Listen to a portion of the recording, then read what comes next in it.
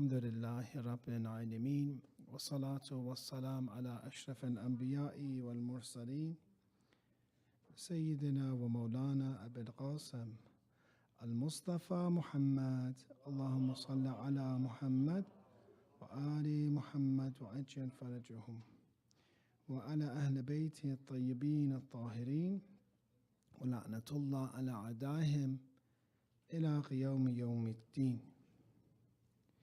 Assalamu alayka ya Sayyidi wa Mawlaya ya Aba Abdullah.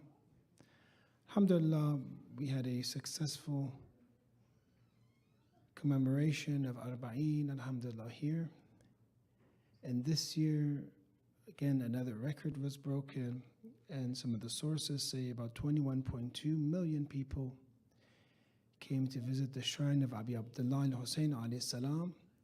5 million of them from foreign countries. 5 million. And we also had a blood drive. I don't think we had one here, but other centers, there was a blood drive for Arba'een, that you give your blood in the way of Allah to help those that are sick and in need of blood. And again, another world record was broken, and the most amount of blood in one day collected happened on the day of Arba'een. So Arba'een is an event that in modern times we don't know how.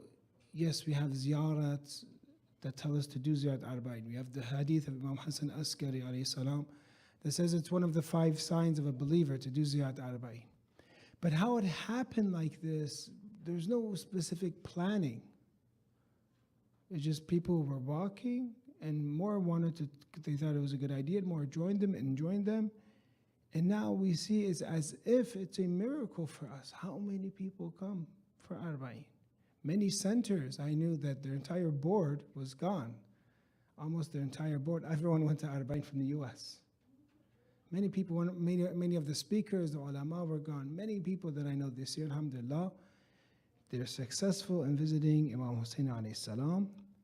But this year they say that nobody has been left behind. Don't say you're those that were left behind, because if you had that intention to go and you wish to go, but it just didn't happen for you, you didn't have the circumstances, your name will be recorded. Your name will be recorded as those that visited Imam Hussein on Arba'een.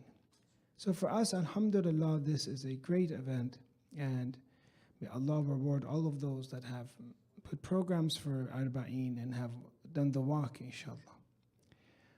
One of the conditions for ziyarah to be accepted is ma'rifah of the Imam.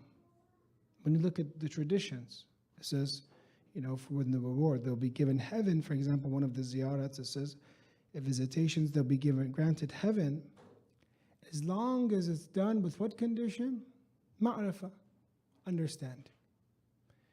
So there's a link between a true ziyarat, an accepted ziyarat, and understanding the Imam, ma'rifatul Imam, understanding the Imam. How can we understand the Imam? What is ma'rifatul Imam? One aspect is understanding that person that has been buried, the body, the physical body. Because there's a body, a jism that's buried in the grave, and also a ruh, a spirit. Just like everyone else. Somebody's body, there's a body there, and then there's also a spirit. Of course, the body of Imam Hussein alayhi salam had very specific circumstances that when we read about what happened to his holy body, we begin to cry, and our hearts are, it's heart-wrenching for us. Because there are specific instructions from the Nabi, from the Prophet, Iyyakum wal muthla. Stay away from muthla, taking and cutting someone into pieces, harming the body after someone is dead. Instructions from Prophet Muhammad. Actually, Imam Ali alayhi salam instructed this. When they caught Ibn Muljam, obviously the followers of Imam Ali wanted to cut him into pieces because they killed him, Amir al-Mu'mineen. But again, he says, hit him once. If I die, hit him once. And again, he told them the instruction, Imam Ali alayhi salam, to not do, because the Prophet even instructed that a rabid dog, a sick dog, not to cut that dog into pieces. Even a dog, the Prophet of Islam said. But we see in Imam Hussein alayhi salam's case that the holy body is a body that when you come to do ziyarat, it's not like the other bodies of the Imams where they gave poison. It is an injured body. It is a body that in the Maqtal and mentions that the body of Abi Abdullah became like a porcupine with so many arrows hitting him. So that's one part, is that body that when you visit is that remember Za'ir, remember visitor of Imam Hussein, that Imam Hussein is Shaheed, and a Shaheed that even though there are instructions from the Prophet not to dismember, not to harm a dead body, they did it. Even in modern times, it's a war crime. If you look at the Geneva Convention, it is a war crime to harm a body of someone that has already, was killed in battle. So today, it is a war crime. Our Prophet talked about it. And that is the body of Abi Abdullah. That is the body of the Shuhada, that in cases when you look at it, they are headless. They removed their heads, they separated their heads, and they left the bodies. That is one aspect that is different. But the ziyarat of Imam Hussein is the Za'ir needs to know that this happened. And it's a reality. It is a sad reality. The second part is the spirit. And that is the most important part of ziyarat. The ziyarat that we do is of the spirit. A spirit that is aware. A spirit that is listening. A spirit that is engaged in this world. One of the mistakes that Satan did, Shaitan did, was that he couldn't understand the spirit of Adam. He couldn't understand that God blew from his own soul into Adam. In the tradition, it has that the clay that Adam was created, for 40 years, they say tradition, that God had created a lump of clay, and it became so normal for the angels that they would pass by this clay all the time, the clay of Adam, that Adam was created. First, he created the substance, and that madda was something very normal, because every day they were passing it. Then God, to test them, then from that same clay that was normal, then he breathed from his own soul. It wasn't from the beginning that he showed, okay, this is, I'm going to give you the spirit. No, it was actually a clay that was very normal for them. And they didn't know, to be tested. They didn't know. Every day they're passing it, and then the question arises, wait a minute, this clay that every day we've been passing, now we have to prostrate towards this? This is what you made Adam from? And immediately Shaitan, in Surah Al-A'raf, asking, they ask, Ma mana'aka an la tasjud idha amartuk? Why did you not prostrate when you're commanded? Said, Qala ana khayrun min. I'm better than him. Because he saw the clay. That was the mistake of Shaitan. He saw the body, for example, the substance. خَلَقْتَنِي مِن نَارٍ وَخَلَقْتَهُ مِن طِينٍ. You created me from fire, and you created him from teen, mud, clay. So the mistake of Shaitan was to think that the body of Adam, or the worth of Adam, was just his physical body, not the spirit. That's the mistake of Shaitan. To understand the potential that there's a special spirit here that could reach a'la al-'illiyin, the highest of the high. And that same spirit is now capable, if not careful, could reach asfal al-safilin, the lowest of the low. That is the spirit of Adam. So us, again, as zawar, of visitors of Imam Hussein and visitors of the Imam, for us, we are visiting the body, of course, where they're buried, but also because of the attachment of the body to the soul, we are visiting the spirit. A spirit that hears you when you say, Assalamu alaikum, maybe you don't hear it. That spirit says, Wa alaikum assalam. That spirit that every time you visited the Imam will visit you back. It has a tradition. There's an interesting story. A person used to come from Iraq, and visit Adi ibn Musa Rida alayhi salam. Allahumma salli ala Muhammad wa ali Muhammad wajil fajr. That also at the end of Safar there's the narration that it is his martyrdom, the 28th, and the last day of Safar is his martyrdom according to tradition. And this is the day that the shrine of Imam Rida takes, the last day of Safar. That's the day that they commemorated, remember it. So he visited Imam Rida alayhi salam's shrine every month from Iraq. Imagine, it's a difficult trip, international trip. Go every once a month to visit Adi ibn Musa Rida. And he visited, and then when he died, they were wondering, this person that for a long period of time, he became famous that whoever wanted to go to Mashhad from Iraq, go with him because he's going once a month. They asked him in dreams, they say, you visited Adi ibn Musa Rida so many times, what happened to you? He says, what happened to you? And he said in the dream that when I was buried, that immediately Adi ibn Musa Rida came visited me. Immediately he came visit. And what does it mean when he visits you? It means the removal of grief, removal of punishment. Because those that have, for example, when the Imam comes, there's fire, immediately it extinguishes. They don't burn you when the Imam is present, obviously. And then the Imam mentions, say, for example, 72 times he visited. He says, for example, this is one, I owe you 72 more. 72. If you came to visit me each time, I will come and visit you each time. So you see that that spirit is a spirit that is alive, the spirit that will come and visit you, because we believe our true essence, our true value is nothing but our spirit. And that is why we believe that one of the definitions of insan is that insan is hayy. Insan, when created, never has death. Our spirits never get annihilated. Our spirits always exist. So when you look about the spirit of the Imams, it is a spirit that is aware, a spirit that sees you. A person by the name of Abdullah ibn Aban al-Kafi came and asked Imam Rida alayhi salam this question that we would ask him for sure. He says, Imam Rida alayhi salam, pray for me. Ud'u Allah li. Pray. Ask Allah for me. Pray for me.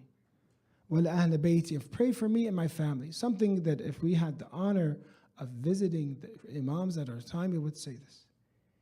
And then the Imam answers very interesting. Walastu af'al. Don't I do this already? Before you asked me something, I already knew what you wanted. Before you even asked what was in your mind, what you wanted from me, I already know. I am already doing dua for you.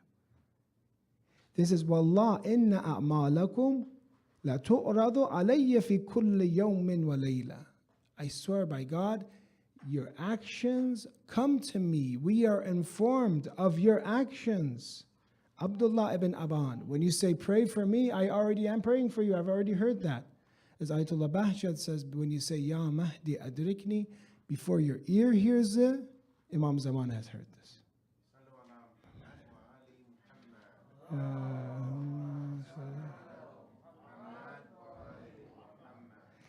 The narrator says, this was difficult for me to understand. How do our actions come to the Imam day and night? I'm saying that the spirit of the Imam is an aware spirit. It's a spirit that is watching us, protecting us. It says, you refer to the Quran. Didn't you read this verse basically? وَقُلْ اعْمَلُوا فَسَيَرَ اللَّهُ أَعْمَلَكُمْ. Quran says to them, act and God will see your deeds. وَرَسُولُهُ وَالْمُؤْمِنِينَ. And the messenger and the believers will see your deeds. Act and Allah will see your deeds. The messenger will see your deeds. And also the believers will see your deeds. Mu'minun here is the Imams. So point number one of ma'rifah of the Imam. If you want to visit the Imam, there's a person that says, okay, I'm visiting the Imam because they're holy, because they're good. Then there's a person that's visiting the Imam, truly believing that the Imam is seeing them, watching them, and answering their salams. That's a much different ziyarah. And that is why when people ask, why do so many people Go to Ziyarat Arba'in or visit the Imams. Why is Ziyarat so important for us?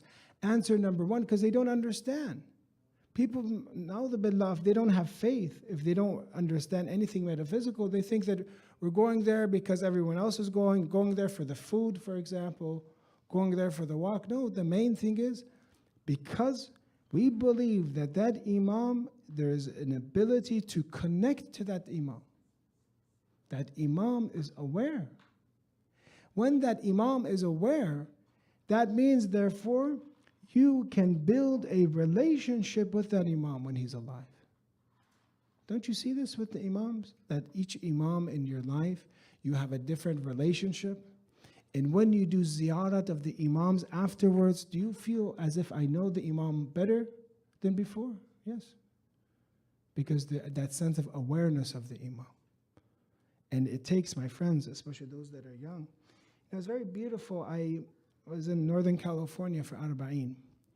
And we had a youth group, from 12 to 17. I said, this age, not 12 plus 17. So, a lot of times older people always want to come and ruin. The youth group is 12 to 17. And I asked them in this youth group, who here has gone to Karbala? And they gave, those that have gone, gave the most beautiful experiences, something that you cannot dictate to them. It's just something from their heart.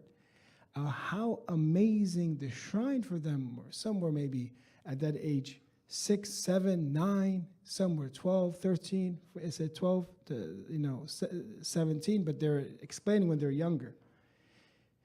And imagine, they're saying that it was out of this world, an experience that was completely different than this world. A young person. An experience, they're saying that as if they felt, even though they don't sin, they're so young, all of my sins were washed. They said, I felt like that. I felt completely pure. That the Imam is mutahhir, that soul has this ability to purify you. Has the purify, when we were doing the walk in downtown, I said, subhanAllah, usually downtown LA is one of the filthiest of places. It says, Imam Hussein, 1400 years afterwards, in Los Angeles, a city way far from the shrine of Imam Hussein, where he was martyred. He purifies the streets because those streets now have become a place of remembrance of God, place of tears. That Imam is doing tathir of the streets of Los Angeles. From 1400 years ago, he was martyred. So it's that believing in the awareness of the Imam, that the Imam is aware, the first thing. The second thing that a person has to have ma'rifah is that understanding that the Imams are life. Hayat is with the Imams. They are true life. You heard of the verse in the Quran, أَوَمَنْ كَانَ مَيْتًا فَأَحْيَيْنَاهُ, in that person that was dead and we gave him life. This verse in the Quran is not talking about a person that was physically dead, spiritually dead. Person that was spiritually dead, he didn't know anything. And Maytan here says, La ya'rafu shay'a, didn't know anything. Then we gave him life. And that life for us, that light is the nur of the Imams. The nur of the Imams is life. Religion is for us life. As the Quran says, that the Prophet comes to give you what gives you life. That's what the Prophets come. And the successors are coming to give us life. Then it says, وَجَعَلْنَا لَهُ نُورًا يَمْشِي بِهِ فِي النَّاسِ, and then we granted you light that you can walk across the people with this light. So this verse at all is not talking about physical life, the heart beating or the brain working. It's about a person that was dead and now has been given spiritual life and now is walking with this new nur. The hadith says that nur, yamshi bihin nas imaman. That light and nur that you're walking across the people is the light of the Imam. So the Imam gives us light. When you look at the Imam gives us life. Our life, when you look at the traditions of Imam of the age, the Imam of the age is like, it says, spring water. Spring water. Once I was with one of my friends. We were recording in Masjid Jamkaran. It was a time when COVID happened and it was locked, so it was just us and the recording. And he had to give this example there. He says that, one of the scholars had a speech about the relationship between Imam al-Zaman, the Imam of the age, and rainwater and water. He gave a speech about this. And I was asking him, what did he say? It's interesting, comparison of Imam al-Zaman with rainwater. He says one thing, for example, rainwater is for everyone. Rain is for everyone. Everyone benefits from rain, just how everyone benefits from the existence of the Imam of the age. If they know him or not, they benefit from him. Everyone benefits from the rain. 2, he says, the rain gives life, ihya. When you look at the desert, and then rain, after a while, rain comes, you see greenery come sprout again. Life comes back. When Imam Ali alayhi salam dug wells, and he dug wells in those areas by the Red Sea in Medina, or those areas by the Red Sea, he gave life to that land again and cultivated. There's a desert. So rain gives life, just like Imam Zaman, Ajallah Ta'ala Farajik, gives life. The Imam gives life to us again. And then right when he said this, it was interesting that a big storm happened. And I never in my life saw rain so much. I said, why did you say this? Why in Masjid Jamkaran did you have to give this example? And there was a flood. Then we went to my house and there's this much water, and I was worried the water is going to go inside my house because I had to, downstairs. So I said, why did you give this example? I was joking with him. Why were you giving this example in Jamkaran? You caused the big storm to come. But there is this relationship between imamat and life. That is why the Za'ir, when he visits the Imam and comes out of the shrine, as if he is living again now. Before he was dead. If I ask you, think about God, connect to God right now. Or when you're at home, how hard is it going to be to focus in your salat? How hard is it for you to shed tears? But immediately, one of them actually was saying, these young people, I said, I didn't even feel in the mood. And I went in the shrine of Imam Hussein and everything changed. I didn't even feel like it. But there is so much life inside the shrine that when a person comes, they get life again. Because our life is our spirit. One of the ulama, they said that he would walk very slowly, I believe was the shrine of Adi ibn Abi Talib in Najaf. And then when he would leave, he would run and race and go home. And they would ask him, why do you do this? You go slowly to the shrine of Imam Ali, but when you want to depart, you rush. He says, because when I go to the shrine, my eyes become open. And I see people how they really are, and I can't stand it, and I rush home immediately. So, what happens to me, I don't see the reality of people. And when we look at the Urafa, the mystics, whoever reached a high position, it is inside these shrines. Sayyid Ali Qadi Tabatabai, who practiced and was a teacher of many in Irfan, the way that his eyes opened, they say, was from the shrine of Abul Fadl Abbas, because he said, oh Allah, open my eyes, let me see. And there's the dua, they attribute to the Prophet, show me things kamahi, aranil ashya kamahi, show me things as they really are.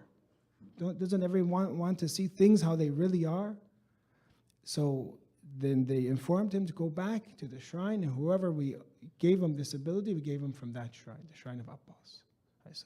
So you see that life is given to us again from the shrines, hayat. I'm going to finish this hadith in a story, inshallah, this lecture, from an interesting hadith in Al-Kafi. I believe the narrations, most of them, the other one from Aban was in Al-Kafi. This narration is from Al-Kafi. This narration is from a person named Abu Khalid Al-Kabuli. Abu Khalid Al-Kabuli is from where? Kabul, Afghanistan. He left Kabul to go to Medina, very long journey, to study with the Imams. Abu Khalid Al-Kabuli, and he had the chance to study with many of the Imams. This hadith that he has is from Imam Baghr alayhi salam.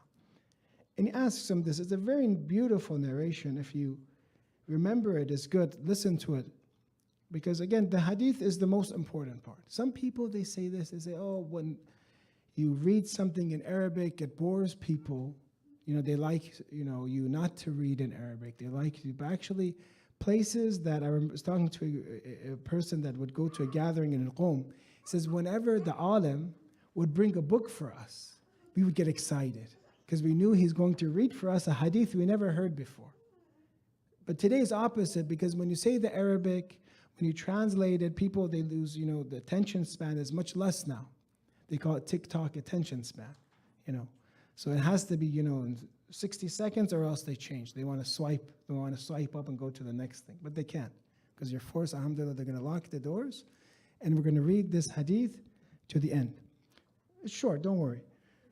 سألت أبا جعفر عليه السلام عن قول الله عز وجل فآمنوا بالله والرسول والنور الذي أنزلنا. I asked Imam Baghr عليه السلام about this verse of Quran. Believe in God and His Messenger and the light that we have descended. The zahir of the verse is going to the Quran. What's light? Quran, obviously, the light that we descended. But the Quran has multiple meanings. The Imams understand. Multiple meanings, as if you can say a person that wants to dive, there's something for him. As much as he dives, there'll be a treasure for him, a pearl, for example, for that person that dives to find that beautiful meaning in the Quran, and that is from the Imams. So the Imam says this Nuran, believe in God, in the Messenger and this light. فقال يا أبا خالد النور والله الأئمة من آل محمد إلى يوم القيامة اللهم صل على محمد وآل محمد. He says, believe in the light. The batin of this verse is saying the light is actually nothing but the Imams. Actually, when you think about Quran and Imam is the same thing. You could say, for example, Quran and the Imams are the Quran and Natiq. They're the speaking Quran. They're the acting Quran. So believe in the light until day of judgment. Why till the day of judgment? Because the Imams will last until the day of judgment. The Imams. And then he says this to them. وَهُمْ وَاللَّهِ نُورُ اللَّهِ. They are, by God, the nur of God. They are the light of God. الَّذِي أَنزَلَ وَهُمْ وَاللَّهِ نُورُ اللَّهِ فِي السَّمَوَاتِ وَفِي الْأَرْضِ. I swear that they are the light of God in the heavens and in the earth. That the light that God wants to give His grace, light in other interpretations is guidance. They are the guidance of God in the heavens and the earth. Ya Aba Khalid, لنور الإمام في قلب المؤمنين أنور من الشمس المضيئة بالنهار. O Aba Khalid, the light of the Imam in the heart of the believer is brighter than the midday sun. For some it's like this. They reach such a high position that light, we said the imamat is the nur of God, and for some the nur of God in their heart is brighter than the sun. We're going to ask this question, how can we reach that? Okay, Sayyid, you said this hadith. How can we reach this to make the imamat brighter than the sun in our hearts? The hadith actually mentions it. وَهُمْ وَاللَّهِ يُنَوِّرُونَ قُلُوبَ الْمُؤْمِنِينَ. And the Imams give light to the heart of the believers. If you have light in you, it is because of the Imams. It is a part because we are created from them. وَيَحْجَبُ اللَّهُ عَزَّ وَجَلْ نُورَهُمْ عَمَّنْ يَشَاءُ فَتُظْلِمُ قُلُوبَهُمْ. And some people, God closes their hearts and they cannot understand and cannot take in any of this light. Allah closes some people's heart, Allah opens some. Does this mean there's determinism? No. Because the Quran mentions in Surah Jum'ah that God doesn't guide the zalimeen. God doesn't guide those that oppress. God does not guide those that sin. If a person sins, if a person oppresses, then they won't have the ability to get true light of the Imams. God gives His guidance, opens the heart of the Imam for a person that deserves it. Then He says, who is the person that deserves it? Who is the person that loves the Imams? Ya Aba Khalid, la yuhibbuna abdun wa yatawallana hatta yutahhirullah qalba. A person will truly not have our walayat and our love unless their heart is pure. وَلَا يُطَهِّرُ اللَّهُ قَلْبَ عَبْدٍ حَتَّى يُسَلِّمَ لَنَا. Until they do taslim and submission to us, then God will give this light to them. Allahumma salli ala Muhammad. If a person submits to the Imams, which means they're submitting to Rasulullah, which means they're submitting to God, because the Imams are giving the instructions that Rasulullah taught. They're not adding anything. They're just preserving the message and explaining the message of Rasulullah. And what is the message of Rasulullah? It is the message of God. So when a person submits to the will of the Imams, when a person submits to the teachings of Islam, then they will be given love and walayat, then they'll be given nur, that their hearts become, this light and nur becomes brighter than the midday sun. My dear friends, sometimes we talk to each other about submission to the will of God. Sometimes we say it this way, that if you do not follow the halal and haram, you'll be punished. That's one way to scare us. But what if I were to tell you this, my friend, my brother in Islam, my sister in Islam, if you do not submit completely, then God will not give you the nur of imamate completely. That's a different way to look at it. God will not give you Imam Hussein completely. God will not give you Imam Zaman. Isn't this a different motivation for us to submit? Because everything has its own costs. So with this equation, and I'm telling myself, what is the cost of sin? Imam Hussein. God takes Imam Hussein away from him. It's the cost of sin. What is the cost of sin? God takes Imam Zaman away from you. At least, even if you have the walayat, it won't be that high position where it becomes a light for you. There are traditions that people will be during the occultation for them as if it's the time of the presence of the Imam. For them, it's not truly ghaybat. For them, it's truly not occultation, because they are living with the Imam. They're witnessing the Imam with their hearts. This is the potential. This is the potential of the hadith. This is not something, this is hadith that I'm reading from you. So therefore, we understand that to be with the Imam, to truly be a zair, a person has to submit. Imam Musa Sadr, that went to Lebanon, very beautifully said, don't be like those that cry for Imam Hussein, but kill Imam Hussein. And people get offended, how can you kill Imam Hussein? Don't be like those that cry for Imam Hussein, but kill Imam Hussein. Said that they kill the message of Imam Hussein. What is the message of Imam Hussein? Nothing else but submission. So every time you betray each other, every time you backstab each other, every time we do ghaybat of one another, every time that we go against the teachings of Imam Hussein, we have killed Imam Hussein. Anytime that we have made peace with the oppressors, every time that the oppressors are in our hearts, then we have killed the message of Imam Hussein. So don't be like those that loves and cries for Imam Hussein, but in reality is going against Imam Hussein. The only path for someone to truly be a true zair and to benefit from that ziyarah is the path of submission. Path of submission. They asked the late marhum Ayatollah or Sayyid Fatimi Niyah, who passed away. They asked them basically, what is the biggest difference between those that have a very high status from God and those that are normal? He says the biggest difference with those that have a very high status is that they kept what they earned. The others, they wasted what they earned. They set fire on what they earned with sin. Because God accepts from the muttaqeen. God accepts from those that are pious. God accepts from those that submit. And that is the first path.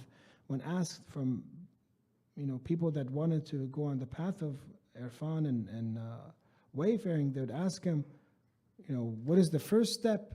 Teach me. Their teachers that were in Iran, they would ask them, teach me, I'm ready for irfan, for example. They would say, I'm ready. And he would say, actually, in a way, you're not ready yet. Taqwa first. Taqwa. And they say, I don't sin. They're students. They're in the hawza. He said, I don't sin. He says, think. He said, think a little bit. Think. It's much harder than you think, taqwa. The first step is submission. So at the end, if you want to give, you have options. Do you want to hear a story or do you want to go to the conclusion? Whoever wants to hear a story from the time of Rasulullah, give me a salawat ala Muhammad wa ali Muhammad.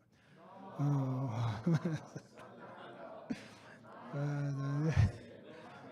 We trick. You don't have anything but submission. You only get, and they locked, is their door still locked? Okay, good. All right, very tricky. Don't trick with those that come from the house. Let me tell you a story. There's this person by the name of Thuban, if I say it right. Thuban loved Rasulullah greatly, the story says. And those that are the kids here, if they want, this is the lullaby. I promise some of the kids I'll give them a lullaby. This is a lullaby for you to sleep if you want. Thuban loved Rasulullah greatly, and dearly loved him. And he should have dearly loved him because he is living and seeing the greatest creation on earth, the most beautiful creation on earth. Why wouldn't you fall in love? So he would be with Rasulullah, and if he wouldn't see him, he would be upset. He loved Rasulullah, just seeing him, being with him, how fortunate he was to have such an experience. But then one day he became worried. He thought to himself this, he mentioned to Rasulullah this, that I'm afraid. If I go to heaven, I will not see you in heaven because my status is going to be low or medium, but you will be in the highest of heaven. So heaven, the hadith has the amount of verses in the Quran, around 6,000. There'll be levels in heaven. You'll be in the highest level. I will not be at your level. So I'm worried that in heaven right now, his worry was that even if I go to heaven, I won't see you all the time. Heaven and death will be a separation. Today I'm seeing you every day, but there I won't be able to see you every day. I'm sad. And if I go to hell, then for sure I will not see you. So this was what and it is very logical what he's talking about. Then in some of the verses of Mufassirin of Quran and some of the tafsir, I believe this is Majmul Bayan, says this verse came. It's a beautiful verse.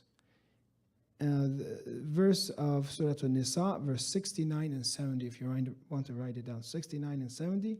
وَمَنْ يُطِعِ اللَّهَ وَالرَّسُولَ فَأُولَٰئِكَ مَعَ الَّذِينَ أَنْعَمَ اللَّهُ عَلَيْهِمْ. And whoever obeys Allah and the Rasul, they will be, it says here, ma'a, they'll be with those that God gave His blessings, which are the prophets, the Quran says. They'll be with the prophets.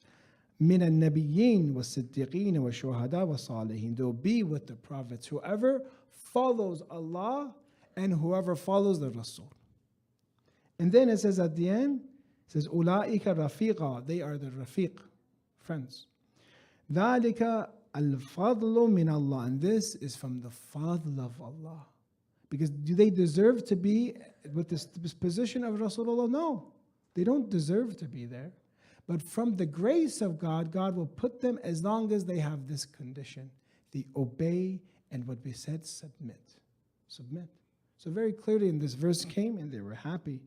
Therefore, whoever submits to Allah and the Rasul will be with the Rasulullah in the hereafter. So therefore, we understand that the path of submission is a path that this is at the end that we will be, inshallah, with the Imams. Let's give a salawat ala Muhammad, Ali Muhammad, wa ajal farajah.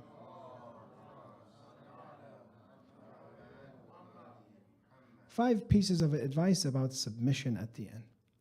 They say when you speak, land the plane. When you go up there in the clouds, then give them instruction. People, when you speak, tell them what to do at the end. Give them a piece of advice. I'm advising myself. Don't just make it theoretical. And of course, don't crash the plane at the end of the khutbah, inshallah. Don't crash it. Land it. The first thing on the path of submission, will make it short.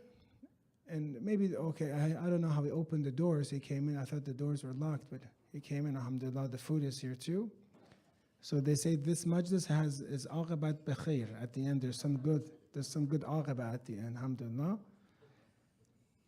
وَأَنَّ الرَّاحِلَ أُولَٰئِكَ إِلَيْكَ قَرِيبُ الْمَصَافِ. The first thing to know, the path of submission, first thing, a person thinks, oh, it's too hard to submit in all parts of my life, in the business life, in investment, in family, and with the in-laws, with, I don't know, my friends, with my acts of worship, learning all of them, studying all of them. No, Imam Sajjad in dua, Abu Hamza says, وَأَنَّ الرَّاحِلَ إِلَيْكَ قَرِيبُ الْمَصَافَ. He who travels towards you will easily reach his destination. He who travels towards you, God, Imam Sajjad teaches us in Dua Abu Hamza, will easily reach his destination. This is different than other paths and journeys that are very hard. That this path is actually easy. Shaitan makes it hard. Shaitan makes it hard. I have other examples and things I can say. Inshallah, we'll leave it up. I don't want to torture you too much. So in the first path of submission is to know this. He who travels, وَأَنَّ الرَّاحِلَ, the traveler, ilayk, towards God, قَرِيبُ الْمَسَافَةِ. He'll reach his destination. The destination is short. 2, study to find your duty. If you do not study and know your duty, you will not submit. The true abd is that person that knows his duty. Do we really know our duties? Do we really even know how to correctly pray? Can I swear by God this is the way to pray? You know, and I've studied it so much. Study your acts of worship. Study how to fast. Study how to give khums. Study if you need zakat. Study if you need, the rights in marriage that you have upon one another. Study the rights of the brother. Study the rights of the community. Study. That is the first way. Many times people ask me questions, or I see people praying all the time in the most best of centers, and you see it's wrong. It's wrong. And one of the easiest ways is to have contact with that office of your manager tabligh. If you have questions, ask them. Or when you have speakers here, lecturers here, ask them. They can ask the offices. Make sure. I'm one of those that all the time when I'm in Qum, I'm always going to the office. Not for others, mainly it's just for myself. A lot of times I answer people's questions is because I already asked for myself. That's how I know the answer. 3, know that our duties are not limited to worship, work, and family, which we mentioned. Then 3, 4, 5 is this. Analyze yourself. Tonight, this is homework for you for next week. Analyze yourself. See, where am I lacking? Honestly, what sin do I commit? What aib do I have? What fault do I have? Is it, do I backbite? Do I reveal people's secrets? What's wrong with me? Analyze yourself. The tradition says before they analyze you, before they do hisab of you. One day they will, Sayyid Abbas, they'll take me, and all of my life they'll put in front of me and ask God all of it. Even about money. And money is mentioned in money, it's halal, there's hisab, there's accountability in halal money, and the haram, there's iqab. Even halal money, everything they're going to ask me. Account for myself now. From next week, I'm going to think, what am I doing? If they were to ask me, do you have taqwa? Do you submit? Where are the areas that I'm weak? Nobody knows this better than yourself. It's going to be hard because the nafs loves itself. No, I'm perfect, I'm great. That's what the nafs wants to say. We're not. Then promise yourself, I'll take care of it, and then have muraqabah and watch over those actions, those issues that you have. And remember, the first part, it's easier than you think. That destination towards God is easier. And know this, if you completely submit, then you'll see the light of imamat in your chest brighter than the light of the sun. Then you'll see the imams, and there'll be no barrier between you and the holy imams. May Allah, inshallah, grant us ziyarat and shafa'at in this dunya and the akhirah, inshallah. Allahumma salli ala Muhammad, ali Muhammad. Let's remember Imam Hussein alayhi salam, dim the lights, and remember when Jabir ibn Abdullah al-Ansari with Atiyah comes to the grave of Imam Hussein alayhi salam, one of the first visitors of Imam Hussein, the day of Arba'een. Jabir saw Imam Hussein as a child. Jabir saw the respect that Rasulullah gave. That when these two sons, Hassan and Hussein alayhi salam, were being raised, that once Imam Hussein alayhi salam was on the shoulders of Rasulullah. Sometimes he was playing on the chest of Rasulullah. Sometimes he was praying and Rasulullah was prostrating, he was playing, and Rasulullah would delay his prayers for these children, for Imam Hassan, for Imam Hussein. And now Jabir, after about 50 years after Rasulullah passes, it's a long time, he comes and they put his hands on top of the grave, this mound of dirt. It says here he touches it. فَخَرَّ عَلَى الْقَابِرِ مَغْشِيًّا عَلَيْهِ. He passes out. Jabir passes out. Just by the dirt of Imam Hussein, understanding that Hussein ibn Ali is now under this dirt. Then they woke him up. فَرَشَشْتُ عَلَيْهِ شَيْئًا مِنَ الْمَاءِ فَلَمَّا أَفَاغَ قَالَ يَا حُسَيْنَ ثَلَاثًا. Then they poured some water on him. They sprayed some water on him, and he woke up. He woke up and said, Ya Hussein, Ya Hussein, Ya Hussein. I say this to Jabir ibn Abdullah al-Ansari. You were there. You saw Imam Hussein alayhi salam buried under the dirt. But there was a beloved sister of Imam Hussein that actually saw these events, Jabir. And there was not one person to spray water on her face and to calm her down. That was Lady Zainab. Nobody there was there for Lady Zainab to calm her down, to pour water on her face, to send condolences to her. She saw, Jabir, you didn't see the way that after Imam Hussein, I apologize, Imam of the age, that after they beheaded Imam Hussein, after they took the head and left the body, she saw all of this. She saw that the horses went on top of this body after he was already martyred. How strong is, I apologize to say this, but how strong is a horse? How much does a horse weigh? Does a horse's hooves have steel on it?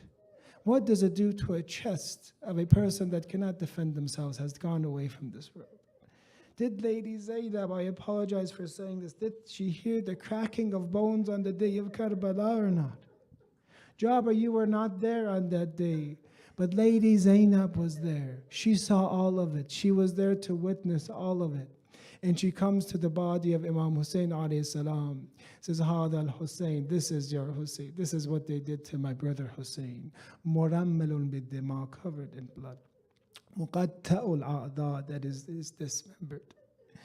And then she cries the name of Rasulullah. She cries the names of the companions of Rasulullah. Jabir, you were not there. That when a person goes to a funeral, usually they go through, when they want to see the body of the deceased, they go through flowers, they go through people. But Lady Zainab had to go through the army of Sham and Kufa to see the body of Imam Hussein. Lady Zainab had to go through arrows and broken spears and lances to see Imam Hussein. And at that time she said, in traditions, and Maqta says, Anta akhi, are you my brother? What did you go through, Abi Abdullah? What did you go through, Lady Zainab? What did happen to you, Imam Hussein, on that day?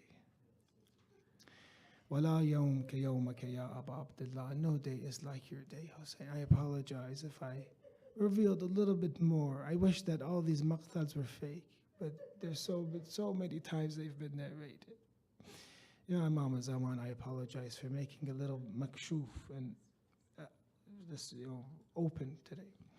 Ya Allah, we ask you, because of Imam Hussein alayhi salam, because of the tears of Lady Zainab alayhi salam, because of Jabir ibn Abdullah al-Ansari that visited Imam Hussein, we ask you, give us nur of Imamat in a way that it is brighter than the midday sun, inshallah, for us. Allow us to have uns with our Imam. Allow us to cry for Imam Hussein more, inshallah. Allow us, especially the youth, to develop a relationship with Imam Hussein. My friends, shafa'at is not only for the hereafter, intercession is for this world too. The fact that you're here, Imam Hussein already grabbed your hands. There's already intercession happening. Ya Allah, make us companions of the Imam of the age, inshallah. Forgive the sins and bless the souls of all those that have departed, inshallah. Ya Allah, give us ziyarat of Imam Hussein alayhi salam. Accept our azadari in the month of Muharram and Safar, inshallah. Ya Allah, make the Imam of the age satisfied with us, inshallah, and expedite his return with a salawat ala Muhammad wa ali Muhammad wa jafaj.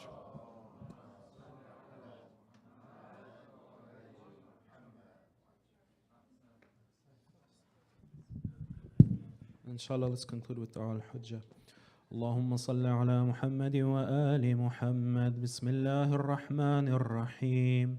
اللهم كن لوليك الحجة ابن الحسن صلواتك عليه وعلى آبائه في هذه الساعة وفي كل ساعة وليا وحافظا وقاعدا وناصرا ودليلا وعينا حتى تسكنه أرضك توعا وتمتعه فيها طويلا برحمتك يا أرحم الراحمين.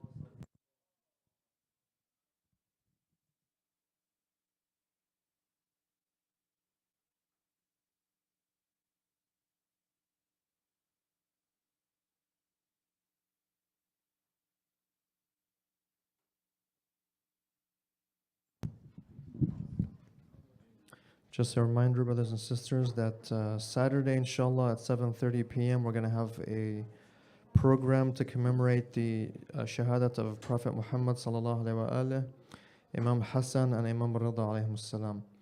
Hajj Kawthar is going to be speaking that night, inshallah. 7:30, inshallah. Inshallah. With salat, yes, inshallah.